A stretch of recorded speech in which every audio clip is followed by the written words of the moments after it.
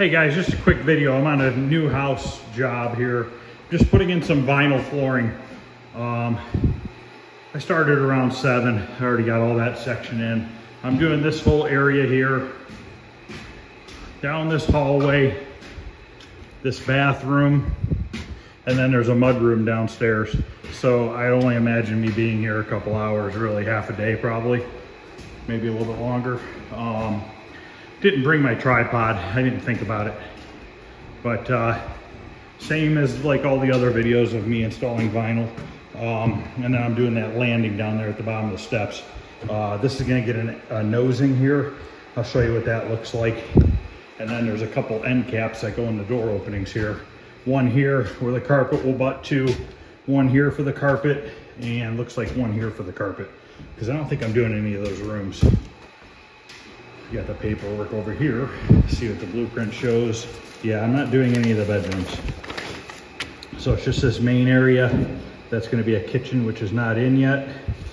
Bathroom, and a hallway right here. Now the kitchen cabinets aren't in, and I do not recommend putting the vinyl on top of the kitchen cabinets.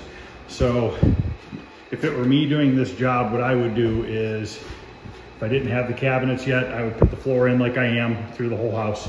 And then I would set the cabinets on the new floor, trace them with a pencil, and I would cut out where the cabinets go.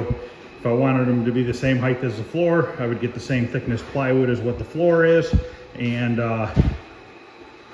put it down where I cut out the floor, and then set the cabinets on top of it. What I would probably do is maybe leave an inch less than what the cabinet opening is, so that when the cabinets sit on the floor, you don't have to put a bunch of moldings around your cabinets. So I'll do a little update here in a little bit on the progress. But this is about an hour of work so far. It's probably a good 100 feet in already. This job is like 800 feet. So usually in big open areas like this, I put in 200 feet an hour, 150 feet an hour, especially when there's no trim to do, nothing to do. So, all right, I'll be back in a little bit. Another quick thing real quick. All my starter rows, I cut. So all these pieces here can be used to end the rows, but I'm not gonna use those right now. I'm gonna put them off to the side. Reason being is I'm gonna cut off of full pieces.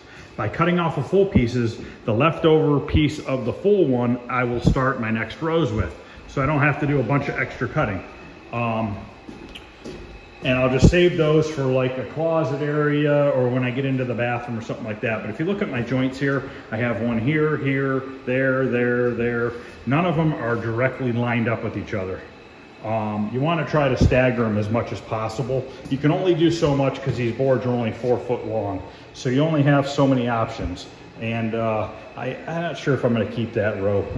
I don't know that I like these 3 being on an angle like that. I think I'm gonna pop this one out and move that one because I don't like those like that. I'm kind of particular about how that looks, and that bothers me. So I'm gonna move that one row over, and then it'll look a little better. But I just try to stagger my joints at least 6 to 8 inches apart. You don't really want to get them any closer than that, and I even think a lot of these manufacturers recommend minimum of 6-inch space between the 2 rows. So, all right, I'm gonna pop that out and move that over, and then I'm gonna continue on, and I'll show you how it's going in a little bit here. Okay, before I get much farther, I moved that joint over.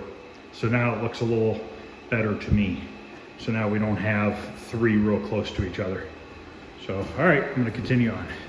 Now, anytime I put furniture on these new floors, I always stick felt pads to the bottom of the legs of any furniture. It just makes it slide easier. And when my job is done, I know that nothing's gonna get scratched because, as you can see here, you know, you have a 200-pound guy sitting on this chair with no felt pads, sliding it back and forth, you know, you run the risk of scratching the floor. But here's how far I am so far now. I'm past the first angle. I have to put some flooring in there. I guess this is gonna be an open railing, so that side's gonna show. So I gotta put some flooring into that triangle. But I'd say within the next hour, I should be passing this wall right here. All right, up here is done. I just have to do that downstairs at the bottom of the steps, the little foyer. I put a piece of shoe molding in front of this door. It's vinyl to match the floor. Rather than putting a white one there that gets kicked with your shoe and then ends up getting scuffed. So this is all in. The stair noses is on here. I ended up putting a piece of vinyl on the riser. I also put a piece of vinyl over there underneath that molding to cover up the raw edge of the drywall. And then the moldings are on for the carpet, all the carpet doorways, and the bathroom's done. I always run clear silicone around my floor to the toilet flange so that if it ever leaks, water's not going to wick underneath the floor. And then it's caulked with siliconized grout caulk along the tub. So that's done up here. I'm going to go get this bottom landing done, which should probably only take about a half an hour. And then I'll have this job wrapped up. All right, I just got to put this little section in. All right, it's in. I ran some clear silicone along the edge of the doors so that there didn't have to be a molding down here. So that's just another day at work, guys. Just a quick video here. Thanks for watching.